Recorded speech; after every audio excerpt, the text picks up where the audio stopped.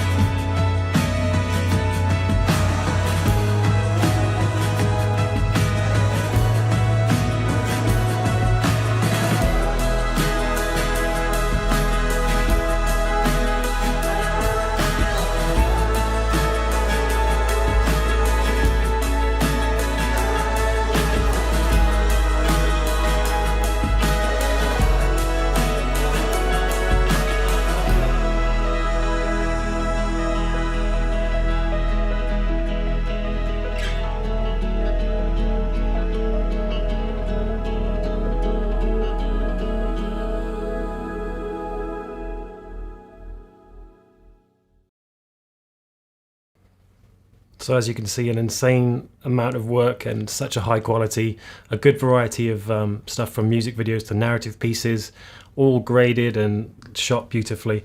Dylan, how you doing? Thank you for joining us. Hey, I'm doing great. Yeah, thanks for having me on the show. I'm very excited to chat with you and chat with anyone who's watching. We're excited to have you here, and I just want to do a quick correction. I said that Dylan was from the US. I meant to say he's from North America. He's from Canada, so apologies for that. Oh, no problem at all. Cool. It's So yeah, basically the same thing. do you want to tell the audience a little bit about who you are and the kind of work you do? Yeah, sure. So I'm Dylan Hryciuk. I'm a director and kind of a DP, more out of necessity. I run a production company called Versa Films in Saskatchewan in Canada. And basically, I do all sorts of projects from commercial, music video, and sometimes corporate. And my main focus is trying to tell compelling stories with moving visuals. So yeah, with my business, I kind of have to do a little bit of everything. I write the scripts, I create the treatments, I a lot of times do the cinematography and the camera work. A lot of the pre-production, I do have an employee who helps kind of manage pre-production, post-work, and production, make it a lot more manageable. And she helps me do a lot of the things that I struggle to do on the business side, and even just project managing. And yeah, that's kind of what we're doing, and we're hoping to expand in the music video and commercial world. And we've just been trying to navigate how to do filmmaking during this pandemic. Super interesting. So you wear a lot of hats. Are you just frozen that? No, you're back. So you wear a lot of hats depending on the project. So you can be kind of managing everything, or you can be super niche kind of directing. So that's really interesting. I really want to encourage audience participation. So I'm going to go with a comment from Vilo, who says, "Hi Dylan, how did you start working in the industry? Sorry, how How did you start to work in the industry? Sorry. No problem. Awesome. Thanks for the question. So I went to film school in Vancouver quite a while back, almost 10 years ago now. And after film school, I moved back to where I'm from in Saskatchewan, and I was trying to figure out how to kind of move into the industry and kind of what my path would be and stuff. I worked on the odd big production when I was in Vancouver in film school, and I was a PA at World. Just it didn't fulfill me a lot, and I started to realize through film school, taking a lot of directing roles and cinematography roles, that I'd rather make small stuff that are a little bit my own, that I have ownership and creative control over, than work on these big things and try to slowly work my way up. And right at that time, a lot of filmmakers were kind of doing that, and YouTube learning became huge and all that. So how I started my career, I worked when I moved to Saskatoon. I did work for another production company where I was kind of like the right hand man, shooting a bunch of projects, editing a bunch of projects. And I think I edited about 200 videos that year that I worked for them. And I felt Wow. like I had reached kind of my limit of my learning there. And they were kind of a company that did smaller work, and it was more about, package projects. They didn't do a lot of music video work or a lot of narrative in general. It was mostly corporate. And I just realized, like, if I'm not progressing, I learned a lot there, but if you kind of stop progressing, just move on to the next thing. So I kind of left that job and began freelancing for a bunch of companies and reaching out to filmmakers from where I'm from that really inspire me. And one of my favorite filmmakers kind of took me under his wing, taught me a lot of things. I've worked on a lot of his jobs, and it grew my confidence that I could start my own thing like he did. So basically, all those freelance jobs and working at that job before saved all of my money. I was living with my parents, and then I just went all out to buy all the gear I would need at bare minimum to make a video. So audio equipment, camera equipment, that kind of stuff. And then I just kind of went for it. I announced that we were kind of alive and ready, and I had a couple buddies that wanted to do a music video and a couple people that needed like some event coverage and stuff.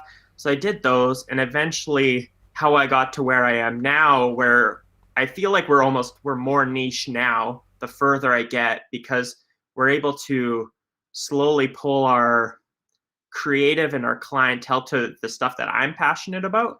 And that's just by doing the work you want to get hired for. So, the music videos, maybe the budgets were pretty small, but I was like, I want to work on big budget music videos one day. And I realized no one's going to hire me for X amount of dollars until I prove and make something that looks like that. So I'd put all this time and passion into these music videos, and eventually, bigger people would start noticing and be like, oh, he's worth that much. We can afford that. And that's kind of spiraled. It's been a slow process, but that's been kind of my mindset, working into the markets I want to work in. I would love to do just more narrative driven commercial stuff and more narrative music video stuff. Yeah, we've got one of your family, it looks like, giving you some good vibes. Yeah, great. Thanks, Dad. Thanks, Dylan's dad. Glad to have you here. Bit of moral support from the family. Yeah, that's hilarious. No more comments, Dad. The damage is done. So yeah, Yeah. you said that you were kind of shooting the stuff that you wanted to get hired for. So was that a lot of spec stuff? Were you doing a lot of kind of spec ads or spec commercials? No, I haven't done a lot of spec stuff. I think it was like whatever opportunity I was given, they might have had like kind of smaller hopes for the project because their budget was whatever it was. And I was just like, what if I made the projects I was getting almost into spec work, where it's like, what if I'm just more ambitious? I get more friends involved, doing me a solid. I get more gear involved. I put more time in.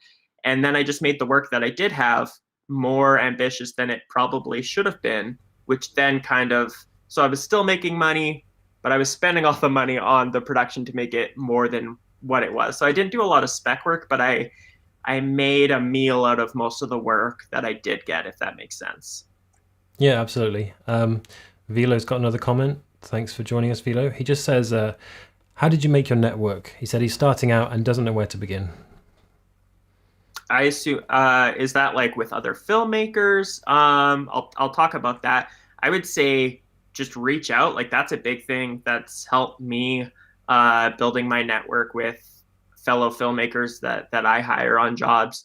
It was honestly like you meet people that you are inspired by just reaching out. I've worked with some of my favorite cinematographers because I reached out on Instagram. Be surprised how many people will respond as long as you're going about it in a way that's about relationship building instead of just like, hey, tell me all your secrets and I don't care about you as a person. How do I be you? Blah, blah, blah, blah, blah. I think it's just like, hey, I'm a fan of your work.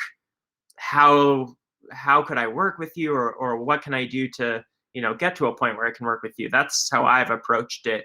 Also, and I don't tell a lot of people, or I don't speak to this a lot about like do work for free because I do think there's a lot of negatives to working for free. But one of my favorite filmmakers in Saskatchewan, to me, he was a big deal. I like bowed down to him when I was starting up, and I reached out and I did a free job as a PA on his production, and just showed that I was passionate and ready to go. And he brought me on so many projects after paid, and it was just like, I guess, just put like, it's not about the money. It's like it's about the creative. You want to go out there, but don't just do free work all the time, and make sure the free work you do is like strategic a little bit.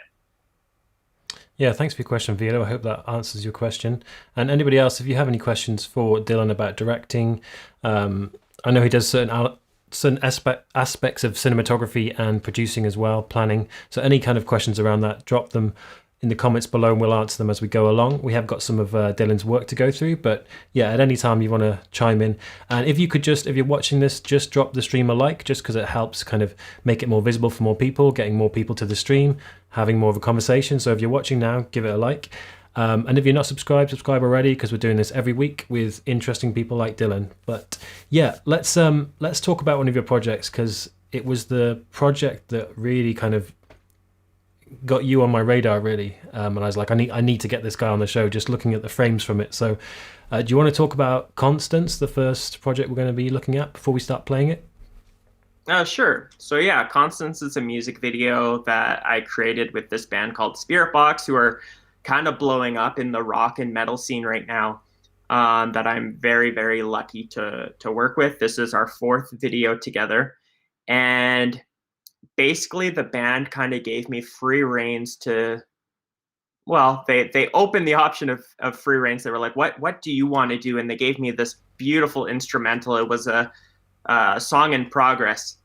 And they kind of gave me some ideas about like loss and things they were going through and what the song musically meant to them.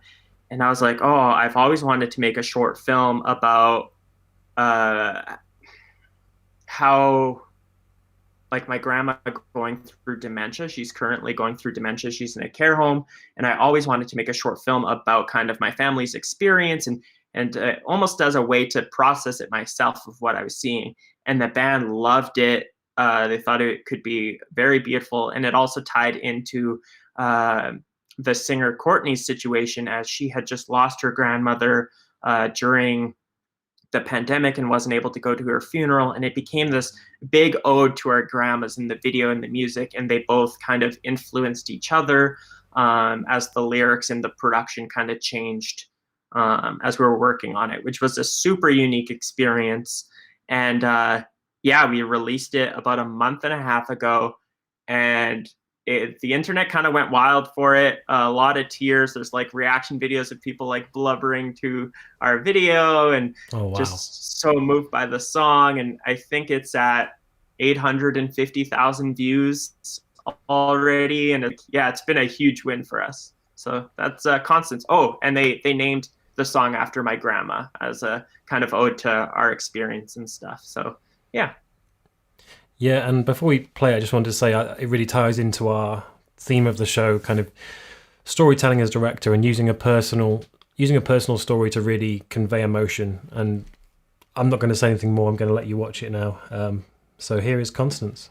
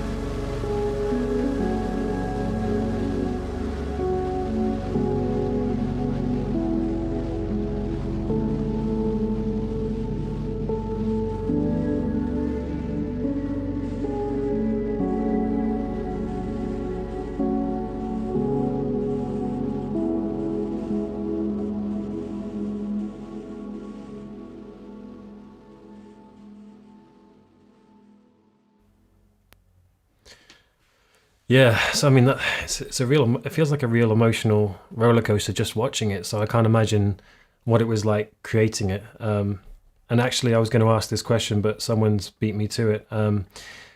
Connor Jones says, "How did you navigate such an emotional performance from the actors?" Yeah, that was a big part of it was just casting correctly. I was looking for someone that would feel like everyone's grandmother, because my grandmother was so classy and beautiful. She still is, but I wanted someone that could capture that and that just warmth. So a big part of it was just casting. We went through a lot of people, not even just in Saskatchewan, but even people out in Ontario and stuff. And we met this one woman named Lila, and right when I saw her, I was like, she looks the part. God, I hope she can act. And we did a Zoom audition, and we were chatting, and she was so amazing. And she had, once we casted her, I was right when I met her, right when we casted her, we had other Zoom meetings, and we talked about kind of my experience with my grandma, things I had seen from my grandma going through dementia, her having these little fits, especially early on, before we even knew she had dementia, and talking to herself, and sometimes just like this stare that felt kind of like empty, like she was there but she wasn't there. And we talked about it, and we did demo kind of performances together, so a lot of prep work. And then once we were on set, like, she just got it. There wasn't a lot of directing to do because we had so many conversations. We had kind of built the scenes, and she would just perform in them, and all the actors would play off of her. Of course, there was directing, but it was like honestly the easiest projects once camera was on, because everyone was so good. We just spent a lot of time casting the right people. The little boy in the film is playing me. He's wearing my clothes for a lot of it, and I had worked on him and on another project, and I was like, you really remind me of a young me.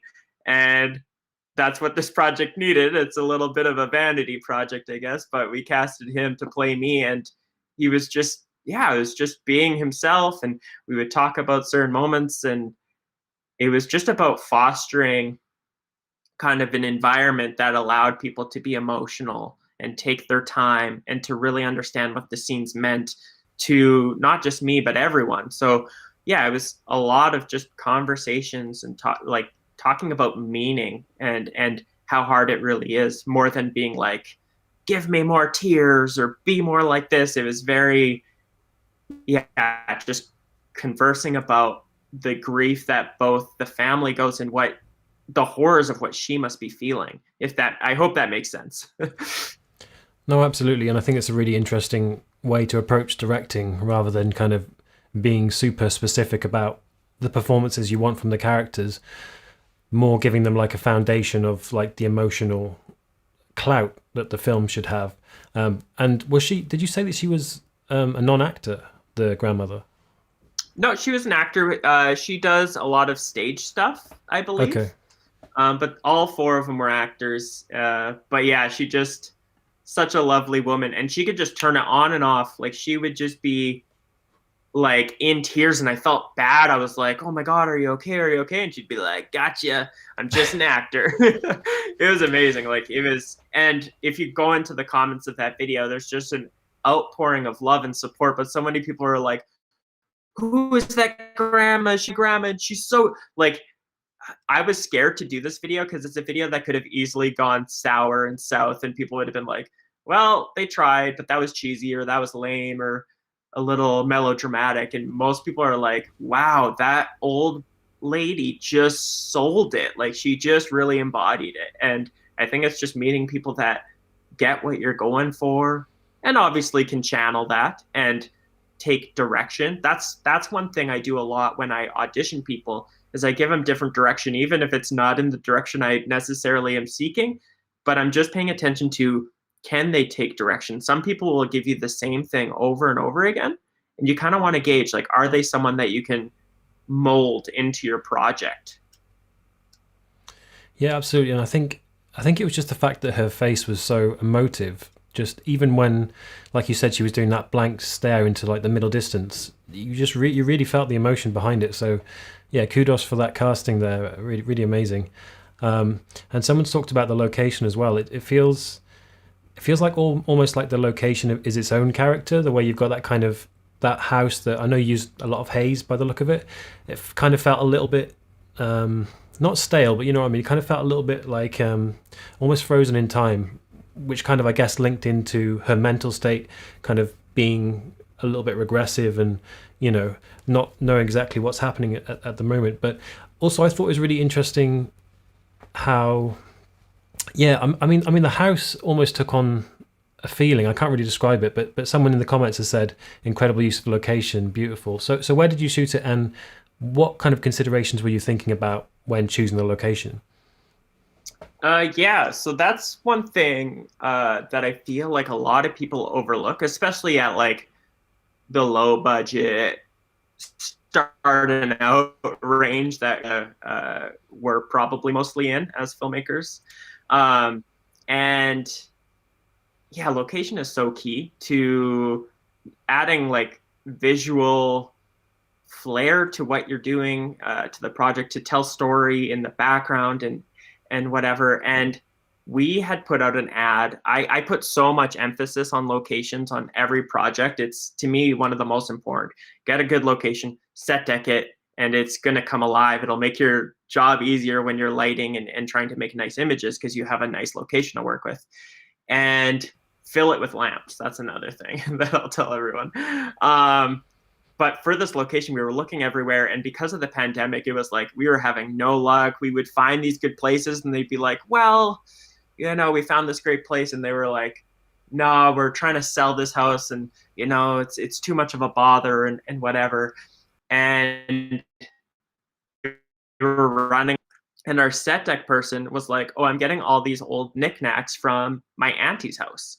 And I was like, oh, that's great. Like, that'll help set deck it.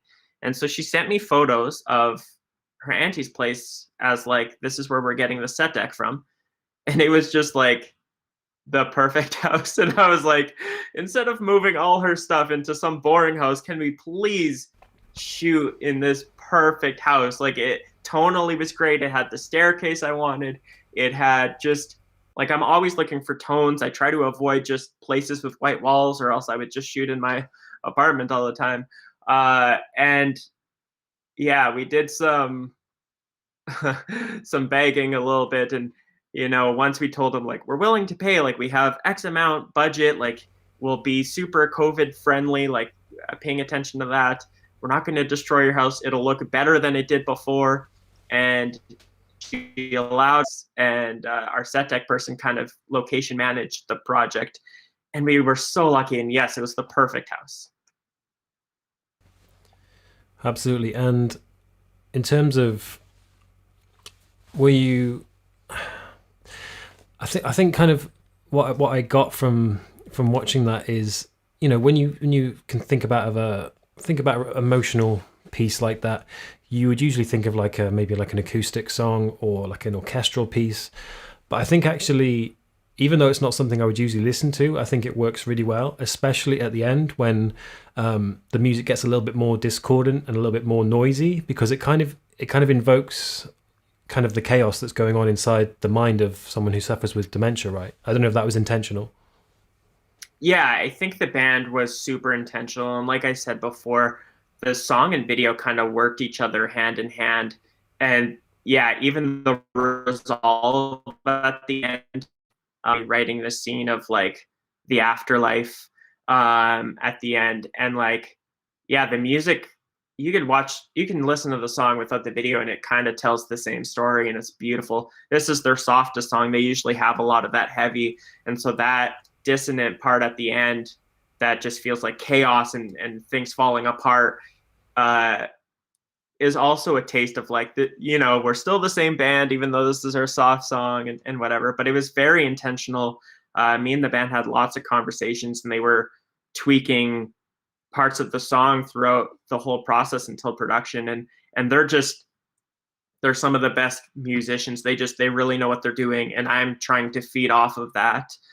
Oh, and I will say about the location, I did want it to, my grandparents' house was always, you know, a little stuck in time and classy. And I wanted something that would invoke the things of like, you know, when you go into their basement and they just have all these things from your childhood and it's just, there's warmth and character. I wanted, yeah, the house to feel like it embraced the family, and then everything happening in the video, the items disappearing or whatever, it's like all her time in that house and the family in the house, like those things are disappearing.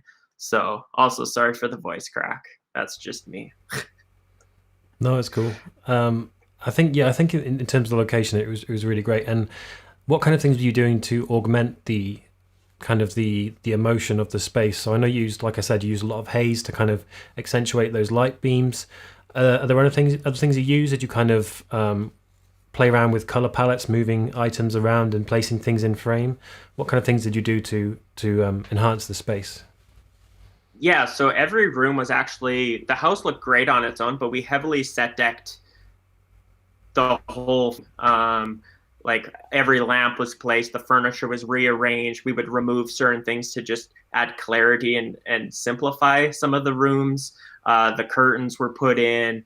There was a lot of stuff that we added, little knickknacks here and there, and moving certain pictures to where we wanted. And it was just about making it feel balanced and visually correct, and invoking, yeah, that spirit that I was thinking of.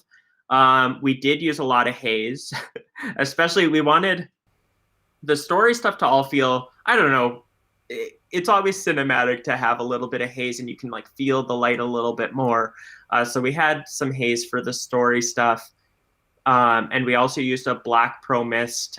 I can't remember if it was 1/8 or 1/4, to just add a little glow to the highlights. But then the band stuff, we wanted everything to be a little more heavy-handed. I kind of see it as this is the house now that she's gone, or it feels even more haunting. Like they're, this the bands kind of take place in this transcendent version of this story where now the whole family is gone and the house just sits there to waste. And how we achieve that, more haze, more dreamy lighting that kind of creates shafts of light, but we also used a black pro mist too to get this just outrageous glow. So Courtney would almost look ethereal when she sings. There's like this globular like glow around her neck, and it's bouncing off of her white sweater.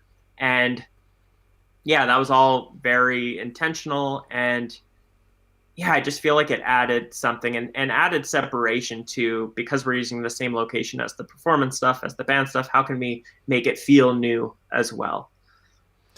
Yeah, it was going to be a question that I was going to ask, actually. I thought that was a post effect that made it look like she was glowing, but you're saying that was actually something you did intentionally on the day. Yeah, we did that for real. And one of the ways we did is we shot like a way too strong light at them as like their edge light. And because we were overexposing it, even though we were shooting everything really dark and moody, we let that light kind of overexpose, and then it just blooms like crazy with the pro mist. It kind of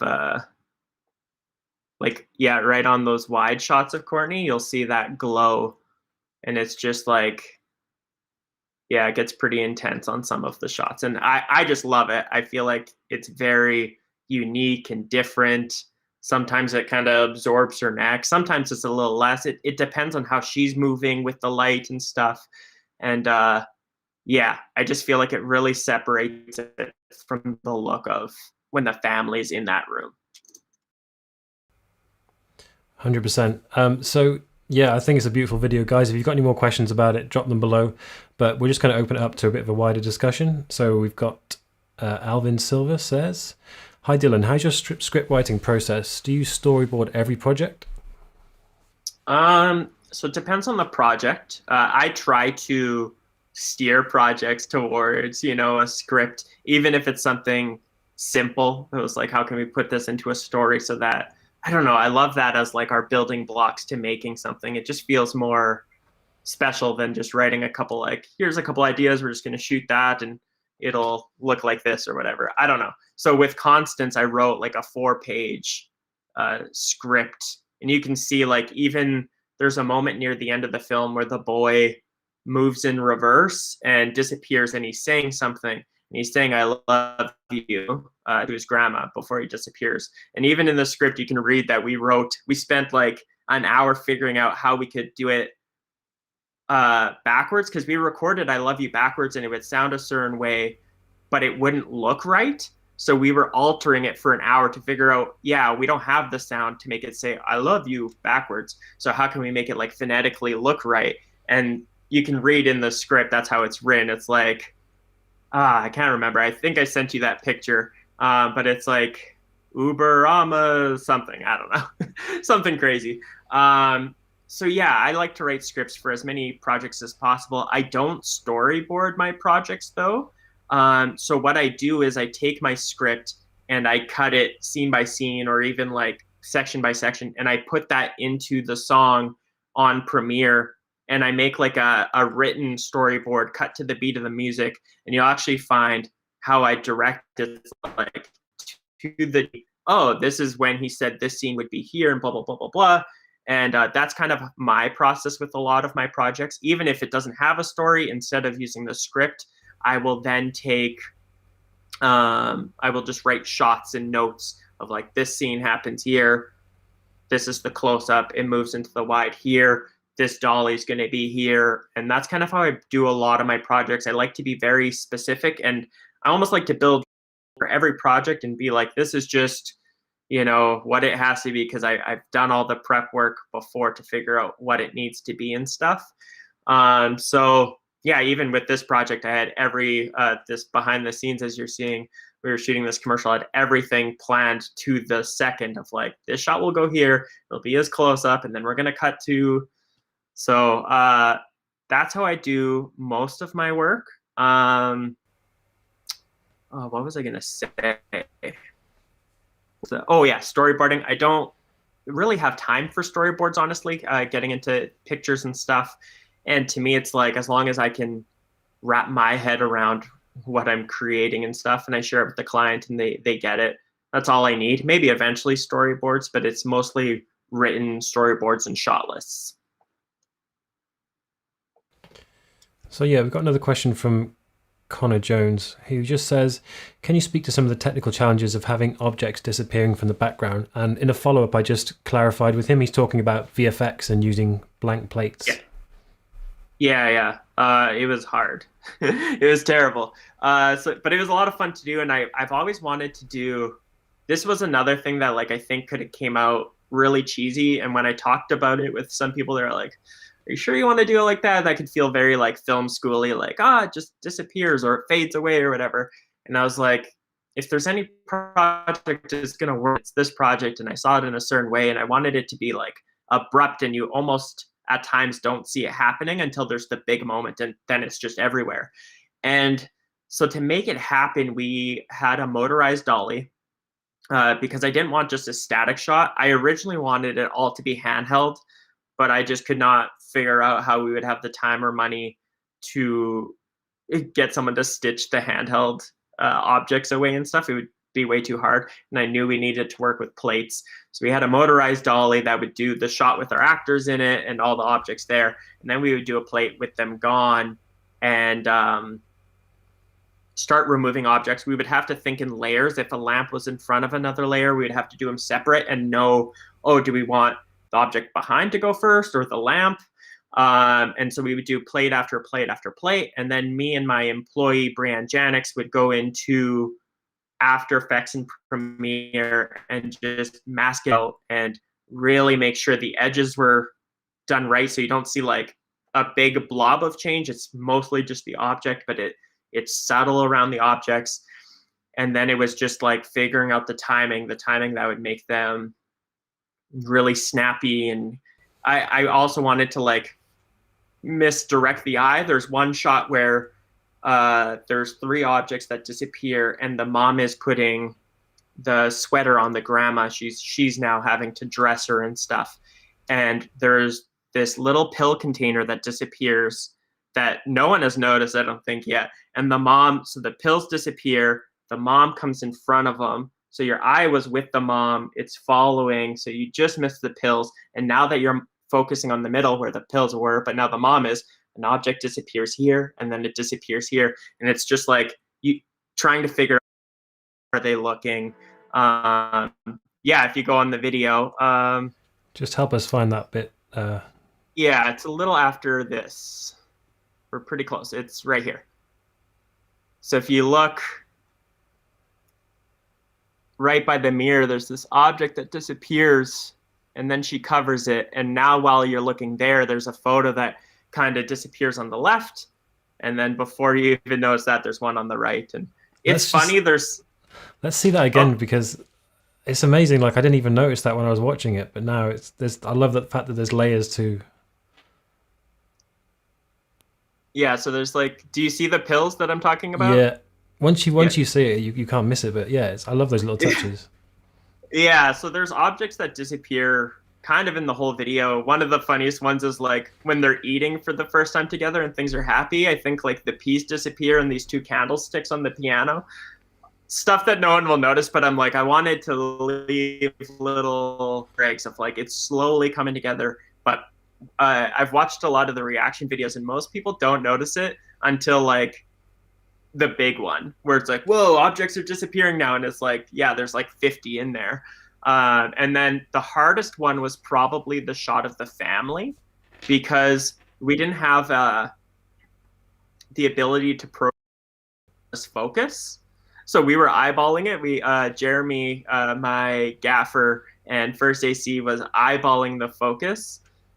And once I got in post, it was like, oh yeah, it's a little bit off. So if you did like a jump cut, you could see like the blurriness of the sky behind the boy was different than the other stuff. And I had to blend that all together with different blur effects and whatever in Premiere. It took like, which section is this, Dylan, so I can cue it up? This is near the end. So it's during like the dissonant part and the family appears. So it's right about after this scene. Right here. So go a little further back. Yeah. It should be, oh. It's after that grandma shot of her, or no, it's before that. Yeah, right here. So that shot was the hardest because once you remove the people out of the shot and we're doing the same move and he's just eyeballing like, oh, I think focus was here and whatever. It was pretty close. Jeremy nailed it, but it needed a little work to fuse it all together and stuff. And yeah, each shot took, I don't know, 4+ hours each. The big one took probably a day or two. If you want to do an effect like that, just know that you're not going to get paid for it. It was a lot of work, but I just knew I wanted this project to be very special and something that you almost get more out of it from watching it more than one time. Yeah, I really like that. And now you've said that, I'm going to go back after we finished and watch the whole thing and just try and spot the things. But I love the fact that it has that kind of that replay value in terms of, you know, people getting something different each time they watch it. Yeah, I try to be like aware of that and thinking about that. We did another video for the band almost a year ago called Blessed Be, and there's a lot of like they're she's chained up in the whole video, and a lot of people don't notice that until later. And there's certain lighting cues and certain just objects in the room and stuff that you don't really notice until you've watched it a few times. So I like kind of planting those little Easter eggs because I just feel like making something that has more than meets the eye is I gravitate to, and the stuff that I like. You know, when you watch a really good thriller and then you talk to someone about it for 2 hours after, like to me that's special. Something that creates a conversation afterwards.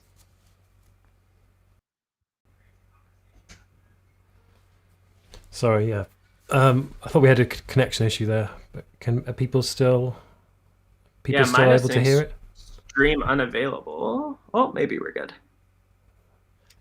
Just comment if you can hear okay. Sorry. Oh, they're all saying, oh no.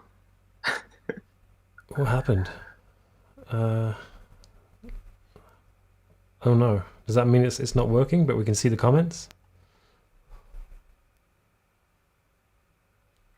Can you be more specific? Oh, we're back. We're back. Did Thank you, Mark. where did it get left off, I guess. Everybody's saying we're back. Yes, thank you for that, guys. Thank you for sticking around. Yeah, you were just talking about compositing elements out and kind of planning that. And my lead on question from that was kind of, you said you don't storyboard, but you must have had to really think about the movement and the framing of those shots. Yeah, and like I will design lighting plans sometimes. Like for the band shots, I knew exactly like, oh, he's gonna stand here, the light's gonna come from here. So I do think about that stuff, but I don't have drawings of every shot. I have it usually written down as a shot list and know like this is the general area they'll be in, and then this is what's gonna make it all work and stuff. For those VFX shots, like yeah, me and the team, Owen was in here a little earlier, and he was there when we were doing shot of the one we were just talking about of the family putting on the sweater. And yeah, we were paying attention to like, okay, the objects will be here. This will like you have to like almost overthink of like this one's gonna disappear, this one's gonna disappear. Those are the ones we took out, and you almost also plan kind of like if this doesn't work, well maybe only these will go out. But it was kind of a team effort with my crew, like Owen and Jeremy, to just figure out not only the cinematography together, but how to make those disappearing objects work and be impactful. And kind of, I didn't want them to be obvious. Like I wanted it to be like something that you could blink and miss. And some people have commented like, oh, I thought I was going through dementia, like thinking like, did something just disappear? Like, no, that must have been my brain having a moment or whatever. And then realizing, oh, that's the whole concept. I've also had people be like, yeah, what the heck? Like, if orange juice disappeared randomly, and it's like, yeah, things are disappearing the whole video. Like, that's the concept. Yeah, but I love the fact that people, and me included, can completely miss the disappearing things until the very end where it's super obvious. Yeah. I really love the fact that it's kind of messing with your recollection as well as portraying her, loss of recollection and memory. It's really powerful. Yeah, I'm just so happy it worked because I really was like, man, in the first, we did a live premiere kind of like this, and I think there was like 1,000 people watching, and I was just like, God, I hope they don't hate this. Like, it could have gone south so easily. But yeah, people just really took to it. I've barely seen a bad comment. Honestly, the worst I've gone is like, this is too sad, I can't watch it again. Which is fair enough, Yeah. 100%. Well, we're going to move on to the second project we're going to talk about, which is going to be something completely different. But if you've got any questions for Dylan about directing, producing, planning shoots, cinematography, he's also a DP when he needs to be. So any kind of questions around that are welcome. Put them in the comments below. And thanks for sticking with us after we had that little outage. I think what the problem was, we were playing some music, so maybe there was a copyright thing. I'm not sure. So apologies for that. Maybe. So yeah, do you want to just introduce the next project before I cue it up? Sure. So this next project's a commercial we did out in the summer for a private wealth company. And the commercial is called Times Like These. And it's kind of like something you've probably seen before, especially this year, because, I'm sure the most popular commercial this year was, how do we tell people we're still operating during a pandemic and we're there to help people? But this is my take on that. And I just wanted to make something that really felt like a commercial. It was simple and it was about family and connection, and that we're all okay. Like it's going to be fine. And right now, like, let's just focus on the things that we can and that are the most important, which is family. So it's a very innocent commercial. We also had a script for this, but it was like literally, the voiceover and breaking down what the scene would be. It was like 1 or 2 lines per scene. Super simple. It's a super simple ad, but I'm very proud of it because it's the first commercial that I made, and I was like, if I saw this on TV, I'd be like, yeah, that's an ad. Where a lot of times I watch my own work and I'm like, it doesn't feel real yet. It's not there where, you know what I mean? Like, I don't know. I have this thing where everything feels, and maybe it's because I am a part of the process in making it, but a lot of my work feels like, it's not a real music video. It's not a real commercial yet. And that one, I was like, it feels real. 100%. And what I really like about it is that even though it's something a bit more commercial, a bit more corporate, it's still got a narrative and a kind of a warmth and a story to it. So I'm not going to talk anymore. I'm going to let you guys watch the video. So here we go. What truly matters. Like being with our... In times like these, we realize what truly matters. Like being with our loved ones. Creating memories that will last forever. And of course, staying connected. And while you focus on what matters, let us take care of the rest. And you don't have to worry, we've got you covered.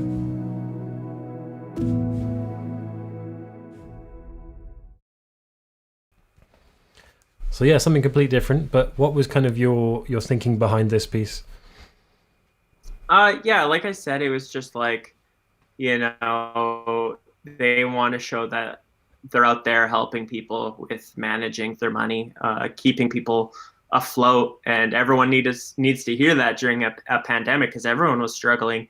And we wanted to approach in a way that would feel like what you see on TV, like a McDonald's commercial that, you know, brings everyone together. And it was just about family. So it's like, oh, I want a family, you know, celebrating a birthday and they're all together and it's nice.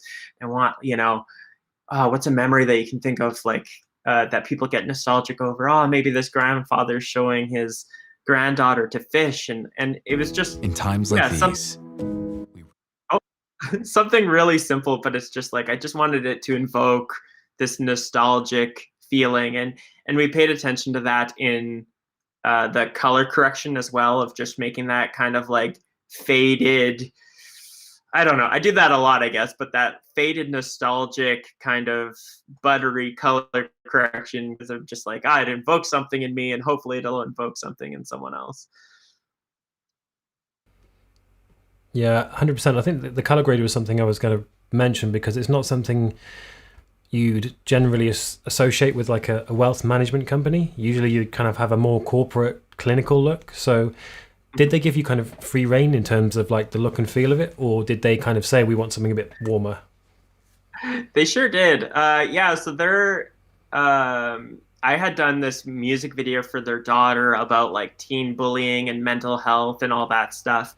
And we had worked together really well. They kind of gave me free reins on that one too, other than to obviously speak to those issues. And that project was just, it went so well. And so they got me to do a commercial for their company, and they kind of let me lead the creative. They didn't have much notes other than kind of what the message, the point of the message had to be. And I really wanted to take it in that when you watch higher end commercials, they feel like short films and they invoke an emotion. And I don't want to make stuff that feels so corporate-y, and you almost want to make something that doesn't feel like it's selling anything. And that's the stuff that inspires me. So that's kind of what I was pushing for this ad, because it's definitely something that could have felt a lot more bland and just like, it is what it is, but I wanted it to be a little bit more than that. And it's a very simple commercial. I'm not saying it's anything crazy or special, but I don't know. It just was about invoking a feeling and knowing that that feeling is what we should focus on, because this company will help you with the rest, is kind of the idea.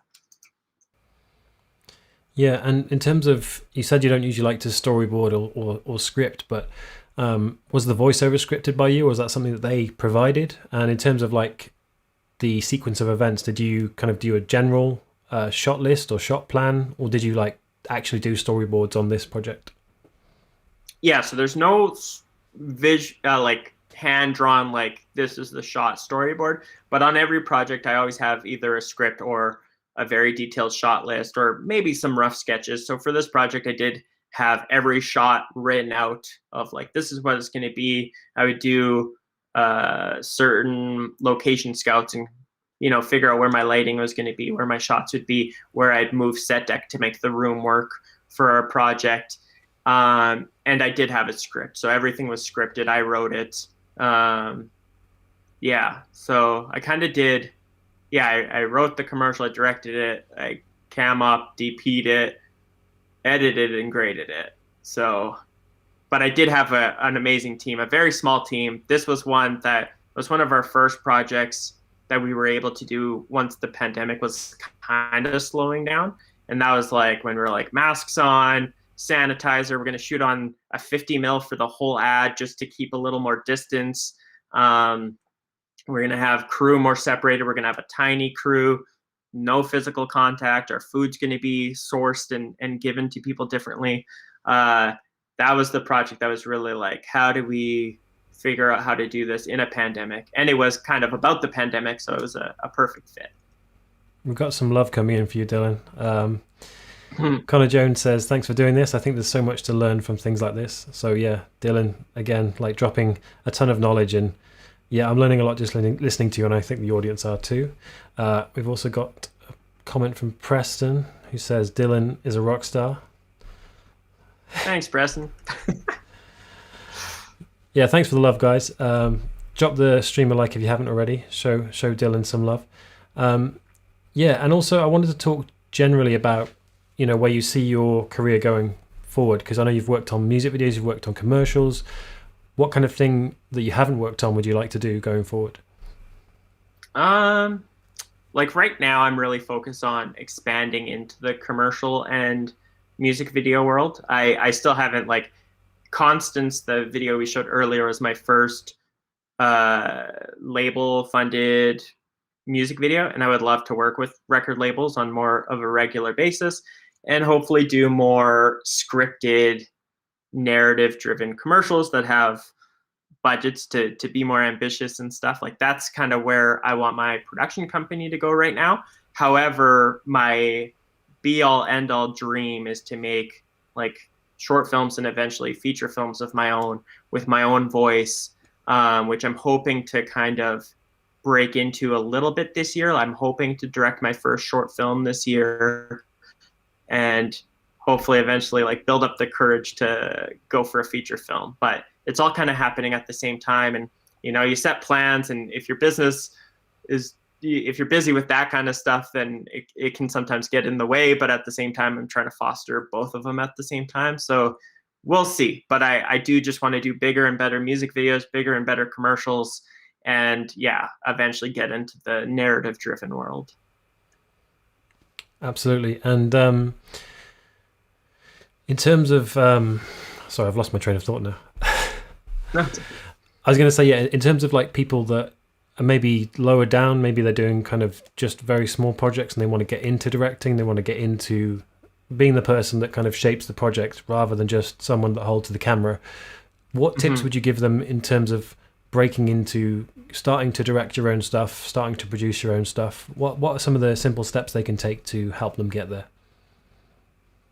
For sure. Yeah, I think honestly a big part of it is just like doing it. Like in film school, like we were all given the option, like, do you want to direct or not? And a lot of people just, they like did in their heart, but they wouldn't say that they wanted to direct. And I would always be like, I'll do it, because film school is the time to like make mistakes and whatever.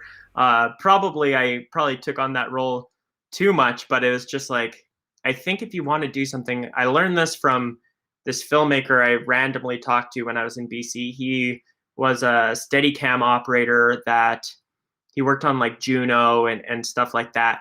And he got asked to like go to Africa and do Steadicam work. And once he took that job, he got known as like the traveling Steadicam operator. And he told me, like, whatever you want to do, you have to do that thing to prove you can do it to get hired to do that thing. So if you want to direct, can you work your way up as a gaffer and a PA? Yeah, probably. But it's going to take a lot longer, and you're not really fostering the right skills. You might learn from really talented people, which is also a great way to work with people that are better than you. And that's something that has been extremely valuable to me.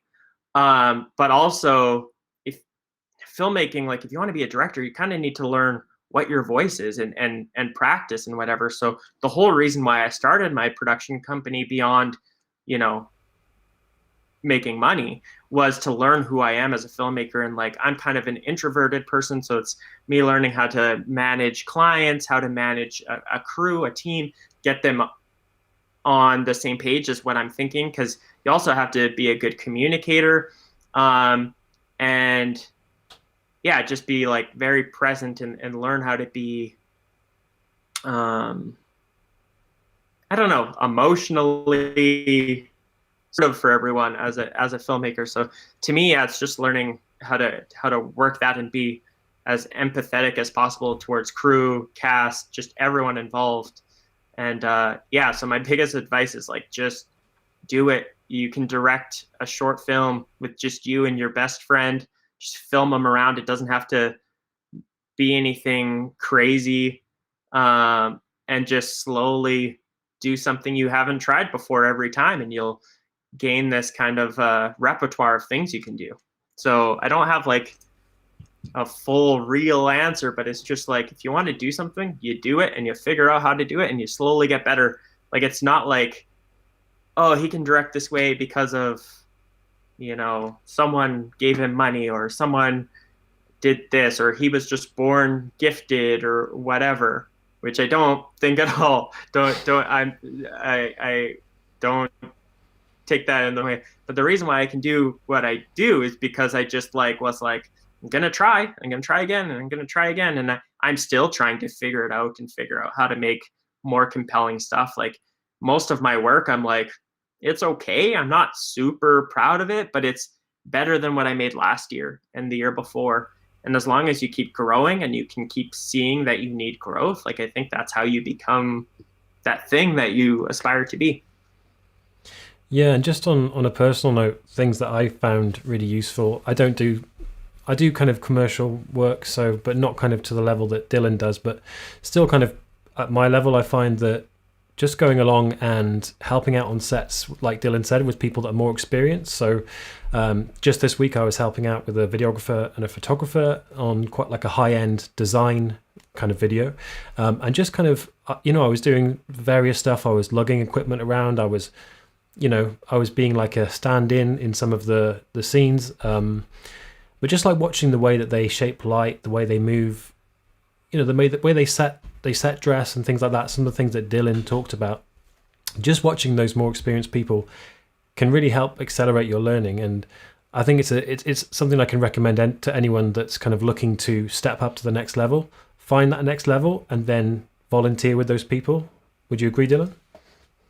Oh, absolutely. And that's, yeah, exactly as I was saying. Actually, Preston commented he was one of the first people that kind of took me on under his wing, that I was like, I loved his work. And I was like, I'll do whatever. Like, I'll be a PA. I'll, walk you coffee or whatever. I just want to see how you make things. And he was nice enough to take a chance on someone who didn't know much about what he was doing. And yeah, and then he kept hiring me and I learned more and more from him.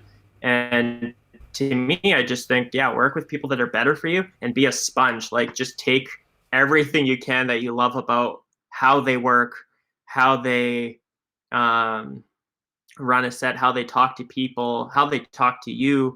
I've also had bad experiences, not with Preston, but with other people. And those are important too. You take, like, as a director, I don't ever want to yell at someone because someone yelled at me and I felt terrible and I worked worse because of it, because some people are more anxious and whatever. So it's like, I don't want to be that person. I want to foster an environment that, it's okay to make mistakes. Let's not try to keep making them, but like, let's learn from them. Let's talk it out and work through them. We had kind of a big accident happen on our Constance music video that we had to do a retake for one scene. And honestly, it was a blessing in disguise. Like it was not worth it to get mad about that. It was like, oh yeah, that's over. Now we're gonna have to spend another 20 minutes shooting this scene. But honestly, we got a better performance. It kind of felt meant to be. Yeah, I've definitely done that before. Even from shooting kind of my YouTube videos, when I've kind of done the video a certain way, and maybe I've got a reflection of light in my glasses, and I'm like, oh god, I need to re-record the whole thing again. But actually, because I was more familiar with the video, I actually, I came across better on camera. So it's kind of like learning how to take stuff that looks like failure and kind of twist it and turn it around on its head, I think is really useful. Yeah, absolutely. I think and that's kind of what life is about. You just take everything that comes at you and try to turn it into something. There's bad things that are going to happen to all of us. and like how can you turn that into a learning experience so it doesn't happen again, or that you know how to navigate that situation in the future. Hey Bobby, how's it going? Thanks for joining us. If you've got any questions, drop them below. I think we're going to be wrapping up fairly shortly, but happy to answer any questions you might have. And yeah, you were mentioning clients, and you've got one of your clients turning up on the stream, just saying some kind words. Dylan's the best director to work with, so yeah. Do you want to just tell people a little bit about Velours? I know about them, but just for the audience. Sure. I'm also the only director she's probably worked with, so she's a bit biased. Yeah, so Velour is a pop artist that we are very lucky to work with. We shot a music video over the early summer, called Summer Haze. That also is so different for me. I've never fully worked in the pop music world, and I love her music. And yeah, we met last year because she found out about us at some award show, and we've just been fostering this great relationship of like building each other up and I'm trying to figure out who she is as an artist. She's new on the scene a little bit. She's been doing music forever, but now she's really putting herself out there and investing in it. And yeah, we worked on this music video, and it's filled with like vibrant pastel colors and studio stuff mixed with stop motion. And it was just like such a blast to make, and it was so fun. And we actually just shot, or we're in the process of shooting, a new music video that not many people know about yet, that will be out in the next, I don't know, a couple of weeks to a month, I think. That is also really fun and very different from the last music video. And yeah, it's just a pleasure that I get to work with her. Her music is insanely good for how young she is. And yeah, I feel like we'll be working together a long time and kind of helping each other grow in our careers together. So thanks, Ava. Yeah, super nice to see clients turn up and really kind of big you up like that. But in terms of like, I think the audience, I hope you've got a taste of Dylan's work and what he's about. But where can people find you? Where can people see your work and follow you as you go forward in your filmmaking journey? Yeah, sure. So I think the easiest way to like get a general idea of what we're doing is just following us on Facebook or Instagram, which is just Versa Films. And then if you want like a deep dive into our projects, if you follow us on Vimeo or you check out our portfolio on our website at versafilms.ca, that's where you can find basically everything that we're working on and that we're kind of proud to showcase. Absolutely. Well, thank you so much, Dylan, for joining us today. I've learned so much just kind of listening to you talk, and I think the audience has really got a lot out of it as well. So thank you. Of course. Thanks for having me. It was a blast to kind of meet you over this Zoom call or this video call and be a part of your show. And yeah, just thank you for what you're doing and kind of fostering this education out there. I know I find a lot of use in it. So thank you very much. Absolutely. And we'll be here every Thursday with a new guest from across the industry. Next week, as a little teaser, we're going to be talking about the business of videography and filmmaking, something we don't always like to discuss. And I know Dylan said he needs a little help with that, and I'm the same. Like I'm terrible at it. So next week, if you're struggling with the, taxes, fees, anything like that, your rate, tune in next week on Thursday and we'll be talking about that. But yeah, everybody, thanks for watching, and Dylan, thanks for joining us, and I'll catch you next week. Bye. Awesome. See ya.